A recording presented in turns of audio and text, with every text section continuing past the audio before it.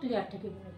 cos square theta plus sin square theta equal to কি 1 theta কি হৈছে theta value যিয়ে নহওক কিয় cos square theta plus sin square theta হ'লে কি পাম 1 পাম তাৰ পিছত এইটো চাবা এৰে পৰা যদি আমাৰ sin square theta উলিয়াব লাগে sin square theta is equal to 1 minus cos square theta তাৰ পিছত যদি আমাক লাগে cos square theta মানে কি হ'ব 1 minus sin square theta গতিকে নাম্বাৰ 1 যেটো আমাৰ আইডেন্টিটি এইটোৰ পৰা আমি এইকেইটা পাম তাৰ পিছত চোৱা sec আৰু tan ৰ relation sec square theta is equal to 1 plus tan square theta